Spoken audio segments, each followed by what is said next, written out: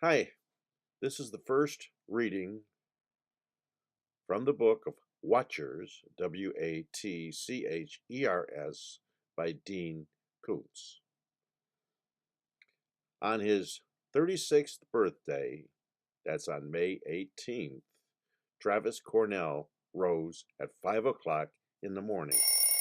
He dressed in sturdy hiking boots, jeans, and a long sleeve blue plaid cotton shirt.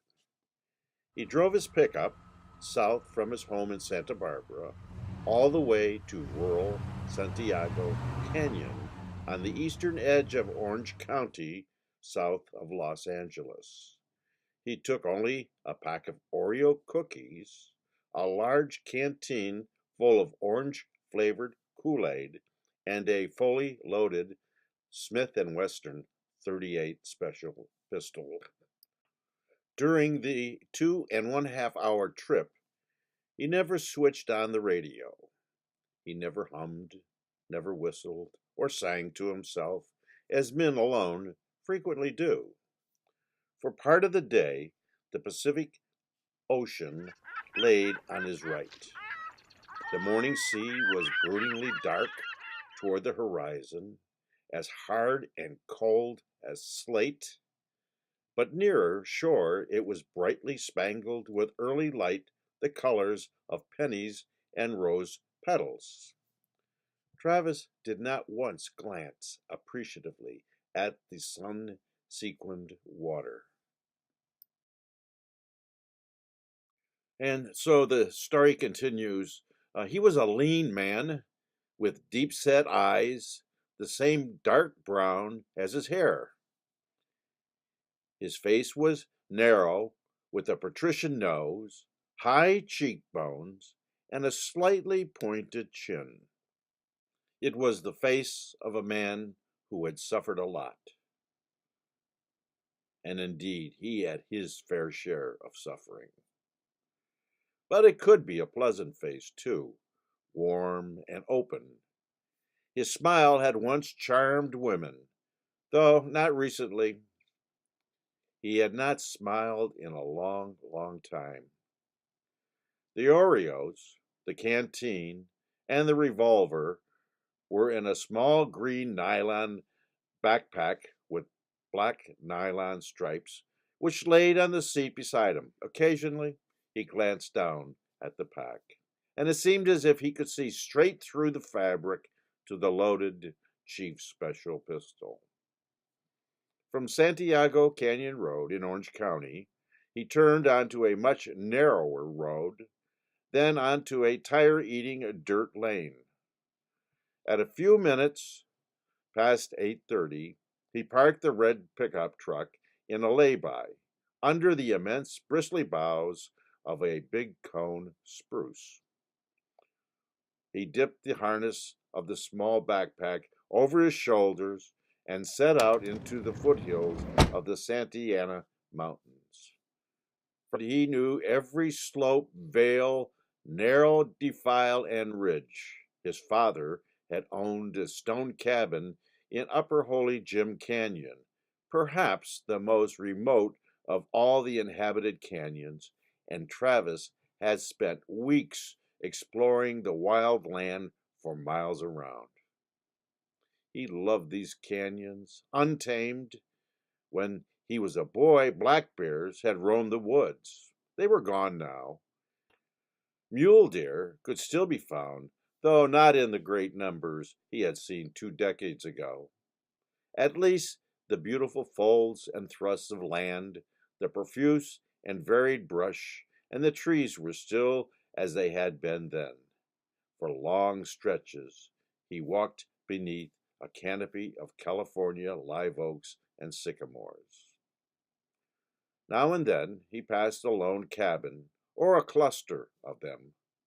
A few canyon dwellers, still half-heartedly survivalist, who believed in the end of civilization was approaching, but who did not have the heart to move to a place even more forbidding. Most were ordinary people who were fed up with the hurly-burly of modern life and thrived in spite of having no plumbing or electricity. Though the canyon seemed remote, they would soon be overwhelmed by encroaching suburbs. Within a 100-mile radius, nearly 10 million people lived in their interconnecting communities of Orange and Los Angeles counties, and growth was not abating. But now, crystalline, revelatory light fell on the untamed land with almost as much substance as rain, and all was clean and wild. On the treeless spine of a ridge, where the low grass that had grown during the short rainy season had already turned dry and brown, Travis sat upon a broad table of rock and took off his backpack. A 5-foot rattlesnake was sunning on another rock about 50 feet away. It raised its mean wedge-shaped head and studied him. As a boy, he had killed scores of rattlesnakes in these hills. He withdrew the gun from the backpack and rose from the rock. He took a couple of steps toward the snake. The rattler rose further off the ground and stared intensely. Travis took another step, then another, and assumed a shooter's stance with both hands on the gun. The rattler began to coil. Soon it would realize that it could not strike at such a distance and would attempt to retreat. Although Travis was certain his shot was clear and easy, he was surprised to discover that he could not squeeze the trigger. He had come to these foothills not merely to attempt to recall a time when he had been glad to be alive, but also to kill snakes if he saw any. Lately, alternatively depressed and angered by the loneliness and sheer pointlessness of his life, he been wound as tight as a crossbow spring. He needed to release that tension through violent action, and killing a few snakes, no loss to anyone, seemed to be the perfect prescription for his distress.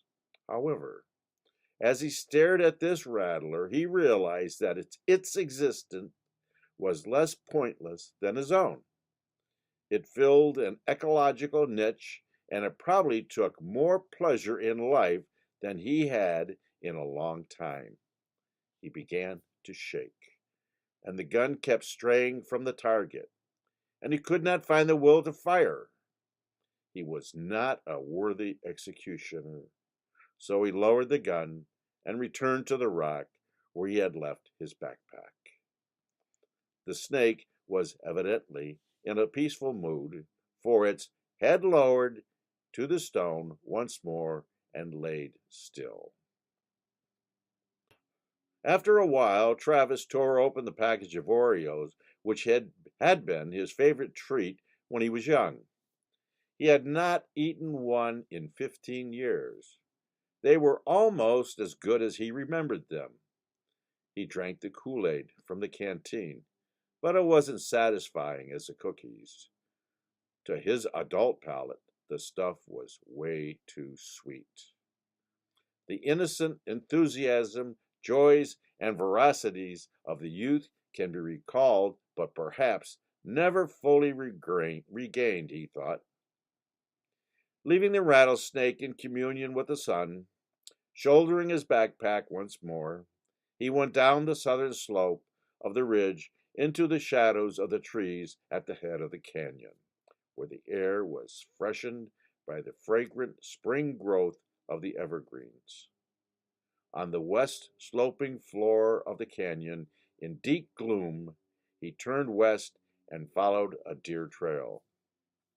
A few minutes later, passing between a pair of large California sycamores that bent together to form an arch, he came to a place where sunlight poured into a break in the forest. At the far side of the clearing, the deer trail led into another section of the woods, in which spruces, laurels, and sycamores grew closer together than elsewhere. Ahead, the land dropped steeply as the canyon sought bottom. When he stood at the edge of the sunfall with the toes of his boots in shadow looking down that slope path, he could see only 15 yards before a surprisingly seamless darkness fell across the trail. As Travis was about to step out of the sun and continue, a dog burst from the dry brush on his right and ran straight to him, panting and cuffing. It was a golden retriever, pure of breed by the look of it. A male, he figured. It was a little more than a year old, for though it had attained the better part of its full growth, it retained some of the springliness of a puppy. Its thick coat was damp, dirty, tangled, snarled, full of burrs and broken bits of weeds and leaves. It stopped in front of him, sat, cocked its head, looked up at him with an undeniably friendly expression. Filthy as it was, the animal was nonetheless appealing. Travis stooped, patted its head, and scratched behind its ears. He half expectedly, an owner, gasping and perhaps angry at this runaway, to follow the retriever out of the brush. But nobody came. When he thought to check for a collar and license, he found none. Surely you're not a wild dog, are you, boy? The retriever shuffled. No, too friendly for a wild one. Not lost, are you? It nuzzled his hand. He noticed that, in addition to its dirty and tangled coat, it had dry blood on its right ear. Fresher blood was visible on its front paws, as if it had been running so long and so hard over the rugged terrain that the pads of his feet had begun to crack.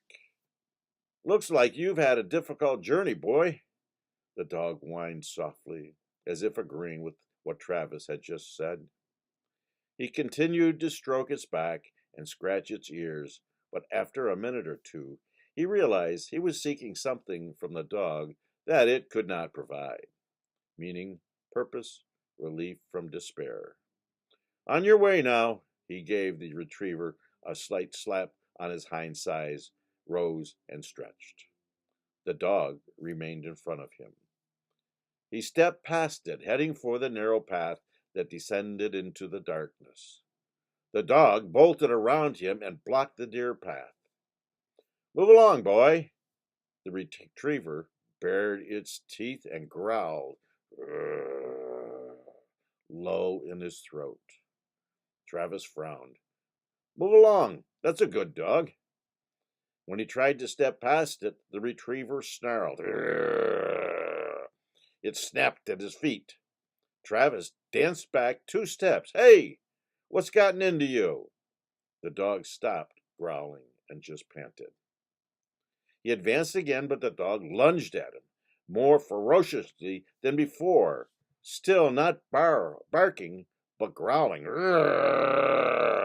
Even deeper and snapping repeatedly at his feet, driving him back across the clearing. He took 8 or 10 clumsy steps on a slippery carpet of dead spruce and pine needles, stumbled over his own feet, and fell on his butt. The moment Travis was down, the dog turned away from him.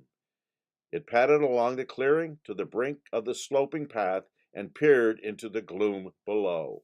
Its floppy ears had pricked up as much as a retriever's ears can. Damn dog, Travis said. It ignored him. What the hell's the matter with you, mutt? Standing in the forest shadow, it continued to stare down the deer trail into the blackness at the bottom of the wooden canyon slope. Its tail was down, tucked under between his legs. Travis gathered 6 small stones from the ground around him, got up, and threw one of the missiles at the retriever. It struck the backside hard enough to sting the dog, yet the dog did not yelp, but whipped around in surprise. Now you've done it, Travis thought. He's going to go for my throat. But the dog only looked at him accusingly and continued to block the entrance to the deer trail. Something in the tattered beast's demeanor, the wide-set dark eyes, or the tilt of his big squarish head, made Travis feel guilty for having stoned it. The sorry damn dog looked disappointed in him, and he felt ashamed. Hey, listen, you started it, you know. The dog just stared at him. Travis dropped the other stones. The dog glanced at the relinquished missiles, then raised its eyes once more, and Travis swore he saw approval in the canine's face. Travis could have turned back, or he could have found another way down the canyon, but he was seized by the irrational determination to forge ahead, to go where he wanted to go, by God. This day of all days, he was not going to be deterred or even delayed by something as trivial as an obstructive dog. He got up, shrugged his shoulders to resettle the backpack, took a deep breath of the piney air, and walked boldly across the clearing. The retriever began to growl again, softly but menacingly. Its lips skinned back from its teeth. Step by step, Travis's courage faded, and he was within a few feet of the dog. He opted a different approach. He stopped, shook his head, and gently berated the animal. Bad dog. You're being a very bad dog. You know that? What's gotten into you, huh? You don't look as if you were born bad. You look like a good dog. As he continued to sweet-talk the retriever, it ceased growling. Its bushy tail wagged once, twice, tentatively. That's a good boy, he said shyly, coaxing. That's better. You and I can be friends, huh? The dog issued a conciliatory whine, that familiar and appealing sound all dogs make to express their natural desire to be loved. Now we're getting somewhere, Travis said, taking another step toward the retriever with the intention of stooping and petting it.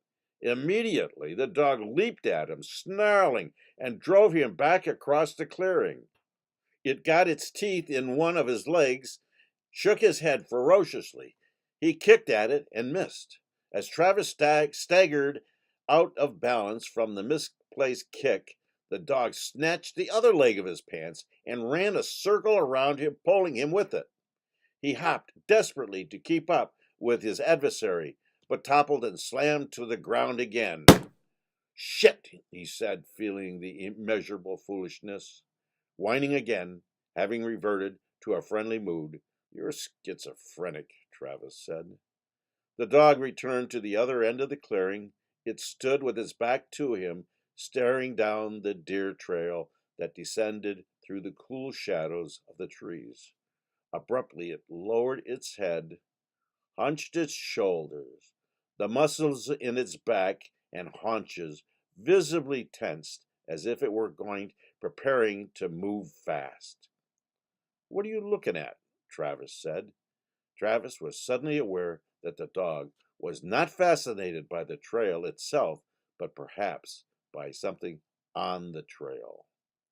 Mountain lions? He wondered, aloud, as if he got to his feet. In his youth, mountain lions, specifically cougars, had prowled these woods, and he supposed some still did hang around. The retriever grumbled, not at Travis this time, but at whatever had drawn its attention. The sound was low and barely audible, and to Travis it seemed as if the dog was both angry and afraid. Coyotes? Plenty of them roamed the foothills. A pack of hungry coyotes might alarm even a sturdy animal like this golden retriever. With a startled yelp, the dog executed a leaping, scrambling turn away from the shadow-owned deer trail. It dashed toward him, past him to the other arm of the woods, and he thought it was going to disappear into the forest.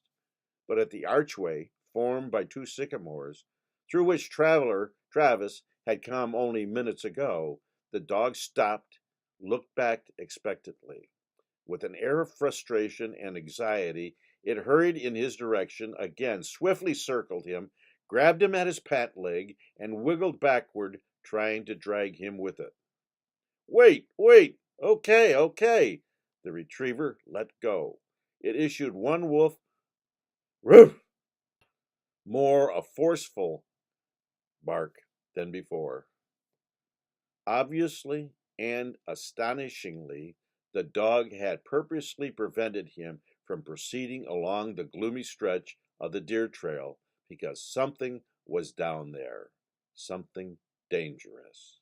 Now the dog wanted him to flee because that dangerous creature was drawing near.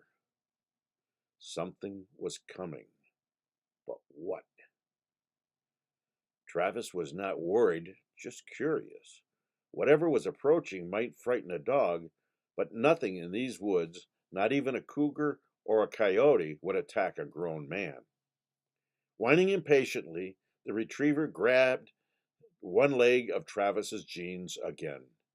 Its behavior was extraordinary. If it was frightened, why didn't it run off and forget him? He was not its master. It owned him nothing, neither affection nor protection. Stray dogs do not possess a sense of duty to strangers, do not have a moral perspective or conscience. What did this animal think it was, anyway? A freelance lassie? All right, Travis, shaking the retriever loose and accompanying it to the sycamore arch. The dog dashed ahead along the ascending trail, which led up toward the canyon rim through the thinning trees and brightening lights. Travis paused at the sycamores. Frowning, he looked across the sun-drenched clearing at the night-dark hole in the forest where the descending portion of the trail began. What was coming? The shrill cries of the cicadas cut off simultaneously as if a photograph needle was lifted from a recording. The woods was permanently silent. Then Travis heard something rushing up the lightless trail, a scrambling noise, a clatter as if distant stones were being thrown, a faint rustle of dry brush.